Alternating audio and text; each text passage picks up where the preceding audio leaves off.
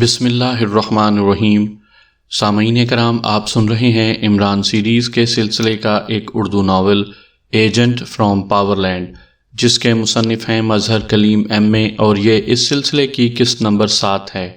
مجھے امید ہے آپ کو میری یہ کاوش پسند آ رہی ہوگی۔ آپ نے اگر ابھی تک میرا چینل کہانی گھر سبسکرائب نہیں کیا تو ابھی میرے چینل کو سبسکرائب کر کے بیل نوٹیفیکیشن آن کر لیجئے، تاکہ آنے والی ہر نئی کہانی کی اطلاع بر وقت آپ تک پہنچ سکے۔ چلو نیچے اترو، ایک بار پھر کہہ رہا ہوں، کوئی شرارت کرنے کی کوشش نہ کرنا، ورنہ میرے ساتھی بھوکے بھیڑیوں کی طرح تمہاری حسین بیوی پر جھپٹ پڑیں گے، بارکر نے کار سے نیچے اترتے ہوئے کہا، اور فیاض کان دبائے نیچے اتر آیا۔ میری بیوی کہاں ہے؟ فیاض نے ڈرتے ڈرتے پوچھا۔ فکر نہ کرو، جب تک تم تعاون کرتے رہو گے وہ بالکل محفوظ رہے گی، بارکر نے سر ہلاتے ہوئے کہا، اور فیاض کو ہمراہ لیے وہ فون بوتھ میں داخل ہو گیا۔ ریوالور اس نے کوٹ کی جیب میں ڈال لیا تھا۔ سنو، گھبراہٹ ظاہر مت کرنا، میں اسے بھی اشارہ سمجھوں گا، بارکر نے سرد لہجے میں کہا، اور فیاض نے سر ہلا دیا۔ بارکر اس کے ساتھ ہی بوتھ کے اندر کھڑا تھا۔ فیاض نے جلدی سے سکوں والی چھوٹی جیب ٹٹولی، اور پھر سکے نکال کر اس نے ریسیور اٹھایا اور سکے خانے میں ڈال کر نمبر گھمانے شروع کر دیے۔ بارکر کی آنکھیں نمبروں پر جمی ہوئی تھیں، اور اب اس نے ریوالور بھی کوٹ کی جیب سے باہر نکال لیا تھا۔ البتہ اس نے کان ریسیور کے قریب کر رکھا تھا۔ ریسیور کی گھنٹی بجنے کی آوازیں سنائی دے رہی تھیں۔ چند لمحوں بعد دوسری طرف سے ریسیور اٹھا لیا گیا۔ Yes, Joseph the great speaking. Receiver میں سے ایک غوراتی ہوئی آواز سنائی دی۔ جوزف، میں سپرنٹینڈنٹ فیاض بات کر رہا ہوں، عمران سے ایک ایمرجنسی بات کرنی ہے، اگر وہ یہاں ہو تو اس سے بات کرواؤ۔ فیاض نے لہجے کو مطمئن اور نارمل بناتے ہوئے کہا، ٹھیک ہے، ہولڈ کریں۔ دوسری طرف سے جواب ملا، اور بارکر کی آنکھوں میں چمک ابھر آئی۔ ہولڈ کریں کا مطلب یہی تھا کہ عمران وہاں موجود ہے۔ اس کی ترکیب کامیاب رہی تھی، اور اس نے آخر کار عمران کا نیا ٹھکانہ ڈھونڈ نکالا تھا۔ کیا ہوا سپر فیاض؟ کیا کسی کتے نے کاٹ کھایا ہے؟ چند لمحوں بعد دوسری طرف سے عمران کی چہکتی ہوئی آواز سنائی دی، تمہارے ہوتے ہوئے اور کس کی مجال ہے کہ مجھے کاٹ لے؟ فیاض نے مسکراتے ہوئے کہا، اور دوسری طرف سے عمران کے حلق سے نکلنے والے بے اختیار کہے سے ریسیور گونج اٹھا۔ فیاض کا دماغ اپنی جان اور بیوی کی عزت کے بچاؤ کے لیے ضرورت سے زیادہ ہی تیز ہو گیا تھا، ورنہ شاید عام حالات میں وہ اس قدر خوبصورت اور ذو معنی جواب نہ دے سکتا۔ واہ، آج تو بڑے ذہین ہو گئے ہو، خیریت ہے؟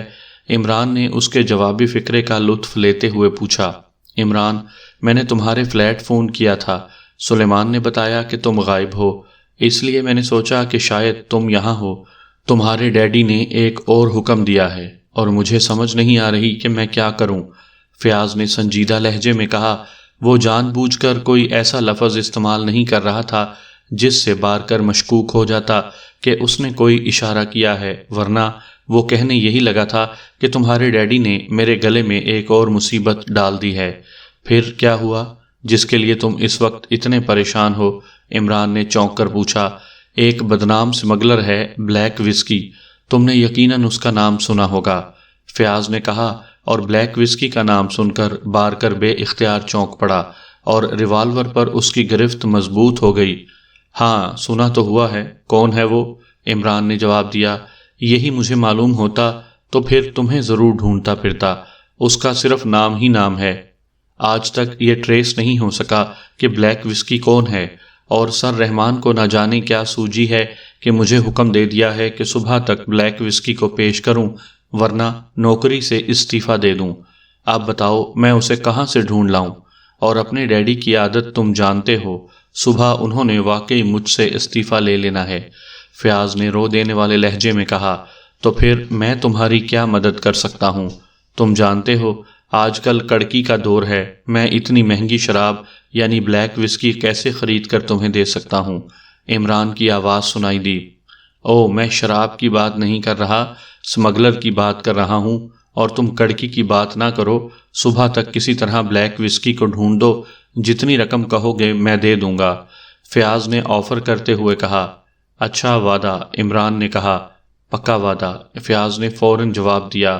بس تم صبح ایک بلینک چیک تیار رکھنا، رقم میں خود ہی بھر لوں گا، اور بلیک وسکی صبح ڈیڈی کے سامنے کھڑا اعتراف جرم بلکہ اعتراف جرائم کر رہا ہوگا۔ عمران نے کہا، کیا مطلب؟ مجھے بھی تو بتاؤ کہ صبح تم نے کہہ دیا کہ نہیں ملا تو پھر میں کیا کروں گا؟ فیاض نے جرح کرتے ہوئے کہا، ارے تم خواہ گھبرا رہے ہو، جاؤ اطمینان سے سو جاؤ، صبح جوانا کو تمہارے پاس بھیج دوں گا۔ ڈیڈی اسے نہیں جانتے، تم اسے بلیک وسکی کے طور پر ہتھکڑی لگا کر ڈیڈی کے سامنے پیش کر دینا۔ بلیک تو وہ ہے ہی، وسکی بھی بن جائے گا، کہانی کوئی بھی بنا دینا، تمہاری نوکری پکی اور میری رقم کھری۔ جوانا اعتراف کرے گا اور ظاہر ہے ڈیڈی نے اسے گولی تو نہیں مار دینی، مقدمہ ہی چلائیں گے، پھر جوانا کو فرار ہونے سے کون روک سکتا ہے؟ بولو کیسا ڈرامہ رہے گا؟ عمران نے کہا، لیکن جوانا تو اصل بلیک وسکی نہیں ہے پھر؟ فیاض نے تذبذب بھرے لہجے میں کہا، نہیں ہے تو بن جائے گا۔ یار خود سوچو، تمہاری نوکری چلی گئی تو سلیمان کا خرچہ کون برداشت کرے گا؟ میرا کیا ہے، میں تو بھوکا بھی رہ سکتا ہوں۔ عمران نے کہا، اچھا پھر کس وقت بھیجو گے؟ فیاض نے رضامندی ظاہر کرتے ہوئے پوچھا۔ جس وقت کہو اور جہاں کہو، عمران نے کہا۔ صبح 8 بجے اسے میری رہائش گاہ پر بھیج دینا، میں وہیں سے اسے سیدھا سر رحمان کے پاس لے جاؤں گا۔ اور سنو، جوانا کو میں کہوں گا کچھ نہیں، بے فکر رہو۔ فیاض نے کہا، تم بے شک کہہ کر دیکھ لینا، پھر وہ اصل بلیک وسکی بن جائے گا، اور تم جانتے ہی ہو بلیک وسکی کا ایک پیگ آدمی کو گٹر کی سیر کروا دیتا ہے۔ عمران نے کہا، اچھا میں جانتا ہوں، پھر میں مطمئن رہوں؟ فیاض نے کہا، ہاں، لیکن جوانا پہلے بلینک چیک وصول کرے گا، پھر بلیک وسکی بنے گا، اس بات کا خاص طور پر خیال رکھنا۔ عمران نے کہا، ٹھیک ہے، فیاض نے کہا، اور پھر اوکے کہہ کر ریسیور رکھ دیا۔ اس کے ساتھ ہی وہ یوں تیز سانس لینے لگا جیسے اس کے اعصاب سے ٹنوں بوجھ اتر گیا ہو۔ خوب، واقعی تم پوری طرح تعاون کر رہے ہو، لیکن یہ بلیک وسکی کون ہے؟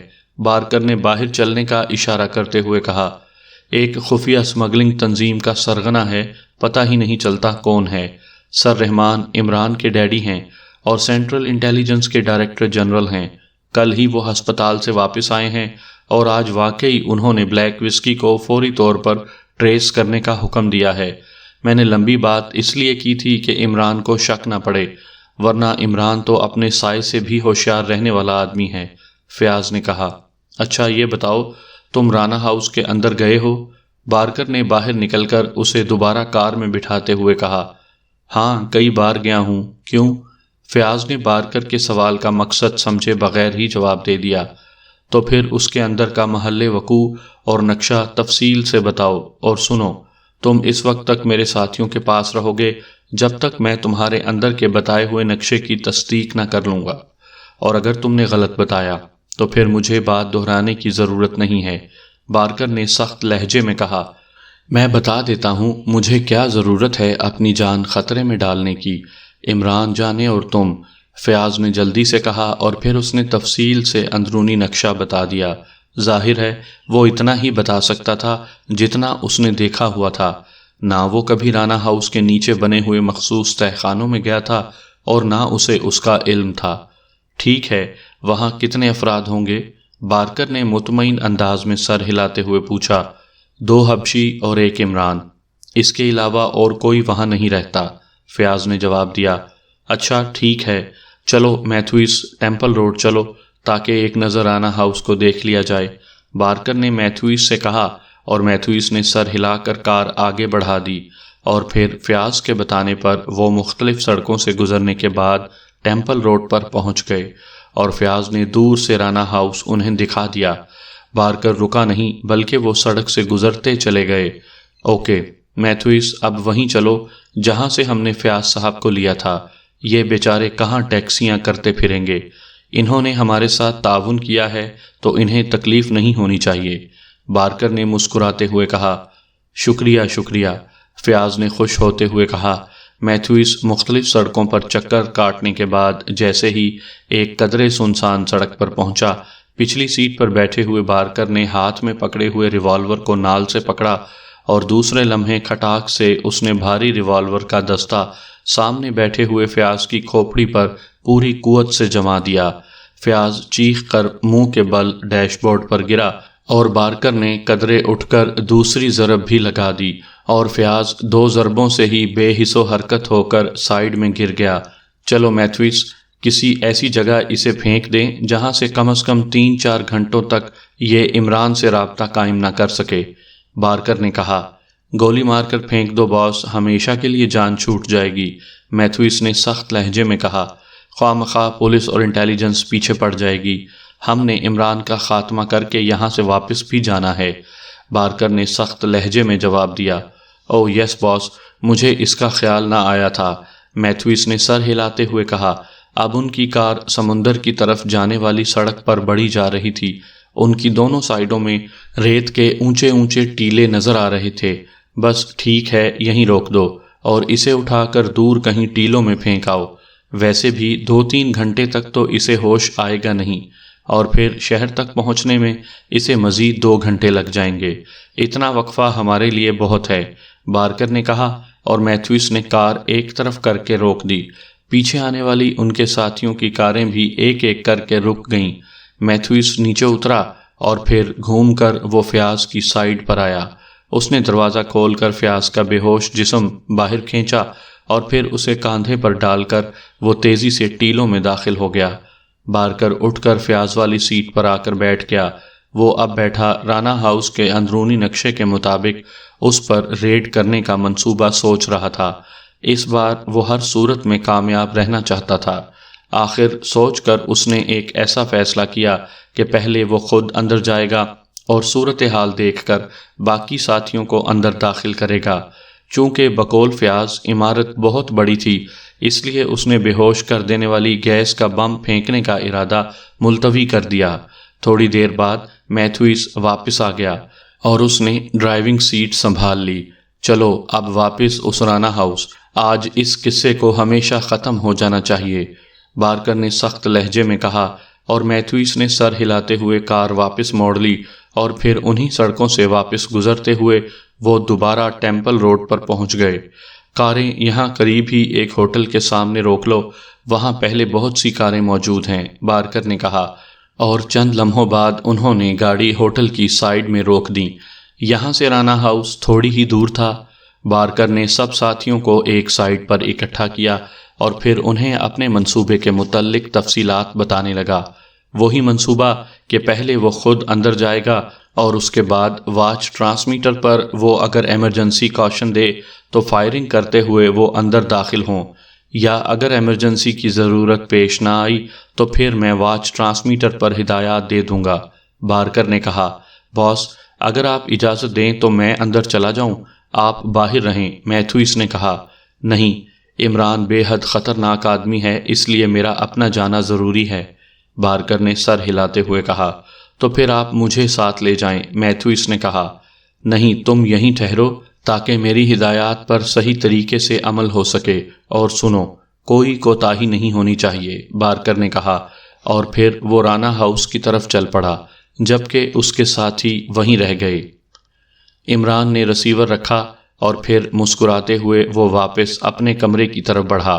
آج دانش منزل سے وہ فلیٹ پر جانے کے بجائے رانا ہاؤس میں آ گیا تھا، کیونکہ اسے یقین تھا کہ اس کے فلیٹ کی لازماً نگرانی کی جا رہی ہوگی۔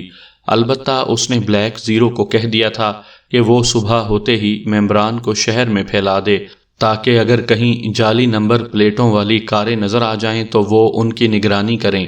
اسے یقین تھا کہ مجرم اتنی جلدی کاروں کی نمبر پلیٹیں تبدیل نہیں کریں گے، کیونکہ ان کے لیے اتنا اطمینان ہی کافی ہوگا کہ نمبر پلیٹیں جعلی ہیں، اس لیے کاریں ٹریس نہ ہو سکیں گی۔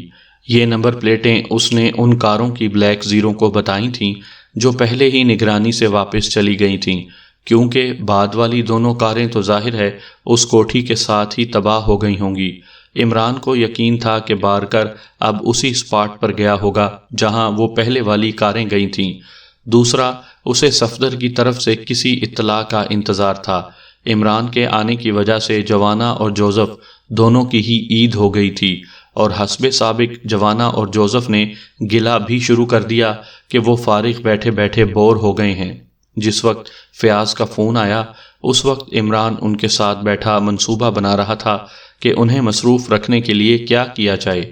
سابقہ بلیک ڈیتھ تنظیم کا بھی ذکر آیا، لیکن عمران نے یہ کہہ کر اسے رد کر دیا کہ جوزف اور جوانا دونوں اپنی حدود سے باہر نکل جاتے ہیں۔ ہاں تو باس، پھر کون سی تنظیم ہوگی جس میں ہم دونوں کام کریں گے؟ فیاض کا فون سن کر عمران کے واپس آتے ہی جوانا نے کہا، بلیک وسکی؟ عمران نے مسکراتے ہوئے کہا، بلیک وسکی کہاں ہے باس؟ جوزف نے ہونٹوں پر زبان پھیرتے ہوئے ندیدے لہجے میں کہا، اور عمران اس کے اس انداز پر ہنس پڑا۔ بلیک وسکی تنظیم کا نام ہوگا، اور جیسا کہ اس کا نام ہے تم نے اسمگلروں کے خلاف کام کرنا ہے۔ چونکہ سیکرٹ سروس کا فیلڈ اسمگلنگ نہیں ہے، اس لیے میں براہ راست اس میں مداخلت نہیں کر سکتا، اور دوسرا مجھے فرصت نہیں ملتی، اس لیے تم دونوں نے اس تنظیم کو چلانا ہے۔ ملک میں موجود تمام اسمگلنگ تنظیموں کے خلاف تم نے کام کرنا ہے، اور سنو، صرف بڑی مچھلیوں پر ہاتھ ڈالنا ہے تاکہ ملک کی معیشت کو کھوکھلا کرنے والی ان مجرم تنظیموں کا پوری طرح خاتمہ ہو جائے۔ تمہاری تنظیم کا ایک ممبر سلیمان بھی ہوگا، اسے بھی جاسوسی کرنے کا بہت شوق ہے، اور میں ٹائیگر کو بھی کہہ دوں گا، وہ فارغ وقت میں تمہاری امداد کر دے گا، اور انتہائی ضرورت کے وقت ظاہر ہے میری خدمات بھی بلا معاوضہ تمہیں حاصل ہوں گی۔ عمران نے باقاعدہ تنظیم کے مقاصد اور اراکین کا انتخاب کرتے ہوئے کہا۔ اس کا ہیڈ کوارٹر اور اس کا چیف کون ہوگا؟ جوانا نے پوچھا۔ ظاہر ہے چیف میں ہی ہوں گا، اور میں تم سے سینئر ہوں۔ جوزف نے فوراً ہی اپنے متعلق کہا، تم اگر چیف بن گئے تو پھر ہو چکا کام، چیف میں ہوں گا۔ جوانا نے برا سا منہ بناتے ہوئے کہا، سنو آپس میں نہ لڑو، اس طرح کر لو بلیک ایک بن جائے اور وسکی دوسرا۔ عمران نے مسکراتے ہوئے کہا، بس ٹھیک ہے، فیصلہ ہو گیا، میں وسکی اور تم بلیک۔ جوزف نے فوراً ہی شراب کو اپنے کھاتے میں ڈالتے ہوئے کہا، یہ کیا بات ہوئی ماسٹر، کیا دو تنظیمیں ہوں گی؟ جوانا نے حیران ہو کر پوچھا۔ ہاں، دو تنظیمیں تو نہیں بن سکتی، چلو اس طرح کر لو کہ فیصلہ افریقی دیوتا کٹنگا سانپ کے سر پر موجود تاج پر چھوڑ دو، وہ جسے چاہے چیف بنا دے۔ عمران نے شرارت بھرے لہجے میں جوزف کو دیکھتے ہوئے کہا، فار گاڈ سیک، یہ تم نے کس کا نام لے لیا؟ او کٹنگا سانپ، او ایک لمحے میں پوری دنیا کو پھونک سکتا ہے وہ۔ جوزف کا رنگ اس دیوتا کے نام سنتے ہی زرد پڑ گیا، جبکہ جوانا حیرت سے عمران اور جوزف کو دیکھنے لگا۔ وہ تھا تو حبشی، لیکن نسلوں سے ایکریمیا میں رہنے کی وجہ سے اسے ان افریقی دیوتاؤں اور ان کے متعلق تہمات کا کوئی علم نہ تھا۔ وہ تو جدید ترین دور کا آدمی تھا، اس لیے اس کی حیرت بجا تھی۔ تو پھر ٹھیک ہے، فیصلہ کٹنگا سانپ پر چھوڑ دیں۔ سوچ لو، اس نے جو فیصلہ کیا اس پر اگر تم نے ایک لمحے کے لیے بھی عمل نہ کیا یا عمل نہ کرنے کا سوچا تو پھر تم کٹنگا سانپ دیوتا کے عذاب میں پھنس جاؤ گے۔ عمران نے کہا، ٹھیک ہے باس، ٹھیک ہے، جو فیصلہ وہ کر دے مجھے منظور ہے، لیکن وہ کیسے فیصلہ کرے گا؟ جوزف نے جلدی سے جواب دیتے ہوئے کہا، اس کا طریقہ مجھے معلوم ہے، شوگالی قبیلے کے وچ ڈاکٹر نے مجھے بتایا تھا۔ عمران نے سر ہلاتے ہوئے کہا، شوگالی قبیلے کا وچ ڈاکٹر؟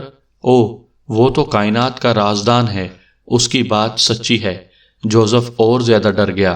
عمران نے جان بوجھ کر اسی کا نام لیا تھا، وہ جوزف کی ایک ایک رگ سے واقف تھا۔ تو شورلی قبیلے کے وچ ڈاکٹر نے بتایا تھا کہ جب بھی کٹنگا سانپ دیوتا سے فیصلہ کروانا ہو تو دونوں کے نام علیحدہ علیحدہ پرچیوں پر لکھ کر انہیں تہہ کر کے کٹنگا دیوتا کا نام لے کر زمین پر پھینک دی جائیں، اور پھر کٹنگا دیوتا کا نام لے کر ان میں سے ایک اٹھا لی جائے۔ جس کا نام اٹھانے والی پرچی پر لکھا ہوگا وہ کٹنگا دیوتا کے فیصلے کے مطابق تنظیم کا چیف ہوگا، اور دوسرے کو اس کے احکامات کی پوری طرح تعمیل کرنی ہوگی۔ عمران نے طریقہ کار بتاتے ہوئے کہا، اور جوانا بے اختیار مسکرا دیا۔ اب وہ سمجھ گیا تھا کہ عمران نے فیصلہ پرچیوں پر کرنے کے لیے یہ سب ڈرامہ کیا ہے۔ ٹھیک ہے، مجھے منظور ہے باس، کٹنگا دیوتا کا فیصلہ منظور ہے۔ جوزف نے جلدی سے سر ہلاتے ہوئے کہا، تمہارا کیا خیال ہے جوانا؟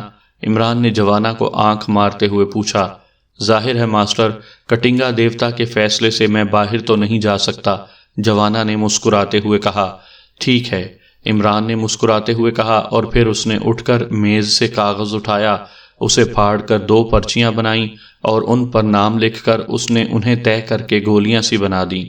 لو جوزف، تم خود کٹنگا دیوتا کا نام لے کر انہیں زمین پر پھینکو اور خود ہی کٹنگا دیوتا کا نام لے کر اٹھا لو، فیصلہ ہو جائے گا۔ عمران نے پرچیاں جوزف کو دیتے ہوئے کہا، اور جوزف نے پرچیاں لے کر بڑے احترام سے کٹنگا دیوتا کا نام لے کر دونوں کو زمین پر پھینکا، اور پھر انتہائی عقیدت سے دوزانو بیٹھ کر کٹنگا دیوتا کا نام لیتے ہوئے آنکھیں بند کر کے ایک پرچی اٹھا لی۔ اب خود ہی کٹنگا دیوتا کا فیصلہ پڑھ لو اور ہمیں بھی بتا دو، عمران نے بڑے سنجیدہ لہجے میں کہا، اور جوزف نے بڑے عقیدت مندانہ انداز میں پرچی کی تہیں کھولیں، جبکہ عمران نے زمین پر پڑی ہوئی دوسری پرچی اٹھا کر جیب میں ڈال لی۔ جوزف پرچی کھول کر چند لمحے اسے دیکھتا رہا، پھر اس نے ایک طویل سانس لی۔ ماسٹر جوانا، جوزف نے کہا، اور اس کے ساتھ ہی وہ اٹھا اور جوانا کے سامنے رکوع کے بل جھک گیا۔ میں کٹنگا دیوتا کا فیصلہ تسلیم کرتا ہوں، تم چیف ہو گئے ماسٹر جوانا، اور میں تمہارے احکامات کی پوری تعمیل کروں گا، جوزف نے بڑے عقیدت مندانہ لہجے میں کہا۔ شکریہ جوزف، بہرحال تم فکر نہ کرو، تم سیکنڈ چیف ہوگے اور ہم نے مل کر کام کرنا ہے، جوانا نے مسکراتے ہوئے جواب دیا۔ چلو اب چیف کا فیصلہ ہو گیا، باقی رہی ہیڈ کوارٹر والی بات، تو یہ رانا ہاؤس تمہارا ہیڈ کوارٹر ہوگا۔ یہاں تمہارے لیے ہر قسم کا اسلحہ بھی موجود ہے اور دوسرا سامان بھی، کاریں بھی 3-4 ہیں، عمران نے مسکراتے ہوئے کہا، اور دونوں نے سر ہلا دیے۔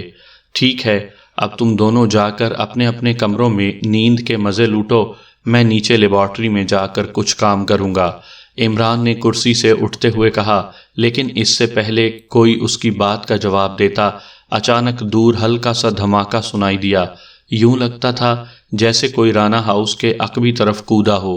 جوزف اور جوانا بھی چونک پڑے۔ میرے خیال میں کوئی رانا ہاؤس میں داخل ہوا ہے، عمران نے کہا۔ میں دیکھتا ہوں، جوانا نے تیز لہجے میں کہا، اور سائیڈ ہولسٹر سے لگا ہوا ریوالور نکال کر وہ تیزی سے کمرے سے باہر نکل گیا۔ عمران اور جوزف بڑے چوکنے انداز میں بیٹھے دروازے کی طرف دیکھ رہے تھے، لیکن تھوڑی دیر بعد جوانا واپس آ گیا۔ اس کے چہرے پر اطمینان تھا۔ نہیں ماسٹر، میں نے سب چیکنگ کر لی ہے، کہیں اور دھماکہ ہوا تھا، اندر کوئی نہیں ہے، جوانا نے کہا۔ اوکے ٹھیک ہے، میں پھر لیبارٹری میں جا رہا ہوں، عمران نے کہا، اور مطمئن انداز میں اٹھ کر دروازے کی طرف بڑھ گیا۔ بارکر رانا ہاؤس کے عقبی طرف پہنچ کر رک گیا۔ رانا ہاؤس کی دیواریں کسی قلعے کی طرح اونچی اور مضبوط تھیں۔ اصل عمارت درمیان میں تھی، سامنے اور عقبی طرف لان تھے۔ بارکر چند لمحے تو اندر جانے کی ترکیبیں سوچتا رہا، اور پھر اچانک اسے ایک ترکیب سوجھ گئی۔ ملحقہ عمارت کی عقبی دیوار چھوٹی تھی، جبکہ اس عمارت کا ایک شیڈ رانا ہاؤس کی سائیڈ میں خاصا جھکا ہوا تھا۔ چنانچہ بارکر ملحقہ عمارت کی دیوار پر چڑھا اور پھر آہستہ سے دوسری طرف کود گیا۔ یہ عمارت کوئی دفتر سا لگ رہی تھی۔ چند لمحے وہ دیوار کے ساتھ دبکا رہا، لیکن جب اس کے نیچے کودنے کا کوئی رد عمل نہ ہوا تو وہ آہستہ سے اٹھا اور عمارت کی عقبی سائڈ پر پہنچ کر اس نے ایک پائپ کے ذریعے اوپر جانے کا فیصلہ کیا۔ یہ پائپ اس شیڈ کے بالکل قریب تھا جو رانا ہاؤس کی طرف جھکا ہوا تھا۔ بارکر چند ہی لمحوں میں بڑی پھرتی سے پائپ پر چڑھتا ہوا اونچا ہوا، لیکن شیڈ تک پہنچنے سے پہلے ہی اسے تیزی سے اپنا سر جھکانا پڑا، کیونکہ ایک دیو قامت حبشی ہاتھ میں ریوالور پکڑے رانا ہاؤس کی عقبی طرف گھوم پھر رہا تھا۔ اس کا انداز ایسا تھا جیسے وہ چیکنگ کر رہا ہو۔ حبشی بے حد جسیم اور دیو قامت تھا۔ بارکر پائپ سے چپکا ہوا اسے سر اٹھا کر دیکھتا رہا۔ کچھ دیر گھومنے پھرنے کے بعد وہ حبشی عمارت کے سامنے کے رخ چلا گیا تو بارکر اوپر چڑھ کر شیڈ پر چڑھ گیا۔ احتیاط سے شیڈ پر چلتا ہوا وہ اس کے کنارے تک پہنچ گیا۔ یہاں سے رانا ہاؤس کی زمین زیادہ سے زیادہ 10 فٹ بلند تھی۔ اس نے ایک لمحے کے لیے ادھر ادھر دیکھا اور پھر وہ شیڈ کے کناروں کو دونوں ہاتھوں سے پکڑ کر لٹک گیا۔ اس کا قد 6 فٹ کے قریب تھا۔ اس طرح زمین صرف 4 فٹ نیچے رہ گئی تھی۔ اس نے آہستہ سے ہاتھ چھوڑ دیے اور دوسرے لمحے بالکل معمولی سے دھماکے سے اس کے قدم زمین پر جم گئے۔ قدم زمین پر پڑتے ہی وہ تیزی سے اچھلا اور تیزی سے ایک باڑ کے پیچھے دبک گیا، لیکن شاید اس بار دھماکہ اتنا ہلکا تھا کہ اس کی آواز کسی نے نہیں سنی تھی، اس لیے کوئی رد عمل نہ ہوا۔ بارکر کو چونکہ رانا ہاؤس کے اندرونی حصے کے متعلق معلومات حاصل تھیں، اس لیے وہ باڑ کے پیچھے سے نکلا اور احتیاط سے چلتا ہوا وہ سائیڈ میں آگے بڑھتا ہوا عمارت کے سامنے کے رخ پر آ گیا۔ اس نے کوٹ کے اندر لٹکی ہوئی مشین گن ہاتھ میں لے لی تھی اور وہ پوری طرح چوکنا تھا۔ وہ دیوار کی سائیڈ میں دبکا سامنے کے رخ کا کافی دیر تک جائزہ لیتا رہا۔ پورچ میں 2 کاریں موجود تھیں لیکن وہاں کوئی آدمی موجود نہیں تھا۔ جب اسے پوری طرح تسلی ہو گئی کہ سامنے کے رخ کوئی آدمی موجود نہیں ہے تو وہ آہستہ آہستہ چلتا ہوا پھاٹک کی طرف بڑھ گیا۔ وہ دیوار کے ساتھ ساتھ ہو کر چل رہا تھا اور ظاہر ہے اس کی نظریں سرچ لائٹس کی طرح ہر طرف گھوم رہی تھیں۔ تھوڑی دیر میں وہ پھاٹک کے قریب پہنچ گیا۔ اس نے بڑی آہستگی سے پھاٹک کی ذیلی کھڑکی کی کنڈی کھولی اور پھر کھڑکی کھول کر وہ باہر نکل آیا۔ اس نے باہر آ کر واچ ٹرانسمیٹر کو آن کر دیا۔ یس میتھوس اسپیکنگ، اوور۔ چند لمحوں بعد ہی میتھوس کی آواز سنائی دی۔ میں بارکر بول رہا ہوں، میں نے رانا ہاؤس میں داخل ہو کر اندر سے پھاٹک کی ذیلی کھڑکی کھول دی ہے اور اب میں باہر موجود ہوں۔ عمارت کے اندر 3 افراد عمارت کے اندرونی کمروں میں ہیں۔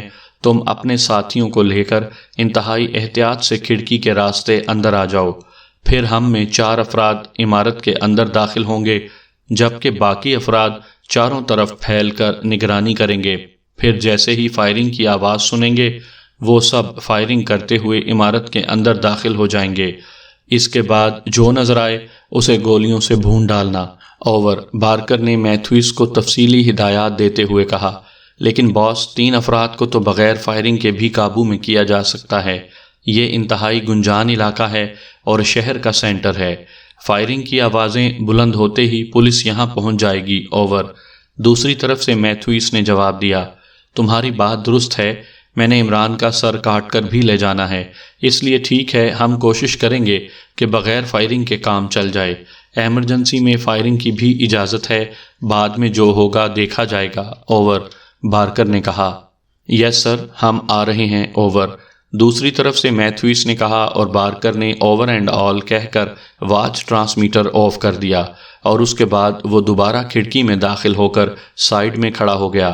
کھڑکی اس نے کھول دی تھی۔ چند لمحوں بعد باہر سے میتھوس کی شکل نظر آئی اور پھر وہ اندر آ گیا۔ اس کے بعد باقی ساتھی بھی ایک ایک کر کے اندر داخل ہوتے رہے اور دیوار کے ساتھ ساتھ کھڑے ہو گئے۔ جب میتھوس کے علاوہ 18 افراد اندر داخل ہو گئے تو بارکر نے میتھوس اور 2 اور افراد کو اپنے ساتھ چلنے کا اشارہ کیا اور باقی کو پھیل جانے کا۔ میتھوس شاید پہلے ہی انہیں تفصیلی ہدایات دے چکا تھا، اس لیے وہ سب تربیت یافتہ افراد کی طرح عمارت کے گرد پھیلتے گئے۔ وہ سب ہر ممکن احتیاط کر رہے تھے۔ 4 افراد عقبی طرف کو چلے گئے جبکہ 2 افراد سائیڈوں میں رک گئے۔ بقیہ 8 افراد عمارت کے سامنے کے رخ پر سائیڈوں میں کھڑے ہو گئے، جبکہ بارکر، میتھوس اور اس کے 2 ساتھی برآمدے میں داخل ہو کر اندر داخل ہوئے۔ برآمدے کے درمیان میں ایک راہداری تھی جس میں روشنی تھی اور ایک کمرے کے دروازے سے روشنی باہر راہداری میں پڑ رہی تھی۔ بارکر اور میتھوس اور اس کے ساتھی آہستہ آہستہ چلتے ہوئے دروازے تک پہنچے اور پھر بارکر نے ذرا سا آگے ہو کر کمرے کے اندر جھانکا تو اس نے دونوں حبشیوں کو ایک میز کے گرد کرسیوں پر بیٹھے دیکھا۔ وہ دونوں میز پر رکھے ہوئے کسی کاغذ پر جھکے ہوئے تھے، ان کی پوری توجہ اسی کاغذ پر ہی تھی۔ بارکر نے میتھوس اور اپنے ساتھیوں کو اشارہ کیا اور دوسرے لمحے وہ سب اچھل کر نہ صرف کمرے میں داخل ہوئے بلکہ تیزی سے پھیل گئے۔ خبردار، ہاتھ اٹھا لو ورنہ گولیوں سے بھون ڈالوں گا، بارکر نے اندر داخل ہوتے ہی چیخ کر کہا، اور ان کے اندر داخل ہونے اور اس طرح للکارنے سے دونوں حبشی یک لخت اچھل کر کھڑے ہو گئے۔ جوزف اور جوانا دونوں کے ہاتھ تیزی سے سائیڈ ہولسٹروں کی طرف بڑھے، لیکن بارکر کے دونوں ساتھیوں نے مشین گنوں کی نالیں ان کے سائیڈوں میں لگا دیں اور جوانا نے طویل سانس لیتے ہوئے ہاتھ اٹھا دیے۔ اس کی ہاتھ اٹھاتے ہی جوزف نے بھی ہاتھ اونچے کر دیے۔ شاید وہ اب ذہنی طور پر کٹنگا دیوتا کی وجہ سے جوانا کی پیروی کر رہا تھا۔ البتہ جوانا اور جوزف دونوں کے چہروں پر ان لوگوں کو دیکھ کر شدید حیرت ابھر آئی تھی۔ تم کون ہو اور یہاں کیسے داخل ہوئے؟ جوانا نے ہونٹ بھینچتے ہوئے کہا۔ اسے دراصل غصہ اپنے آپ پر آ رہا تھا کہ اسی نے آ کر عمران سے کہا تھا کہ کوئی اندر داخل نہیں ہوا ہے، حالانکہ ان کی یہاں موجودگی سے صاف ظاہر ہوتا تھا کہ جوانا سے حماقت ہوئی ہے۔ میتھوئس، تم جا کر اس عمران کو ڈھونڈو، وہ بھی یہیں کہیں موجود ہوگا، بارکر نے میتھوئس سے مخاطب ہو کر کہا، اور میتھوئس سر ہلاتا ہوا کمرے سے باہر نکل گیا۔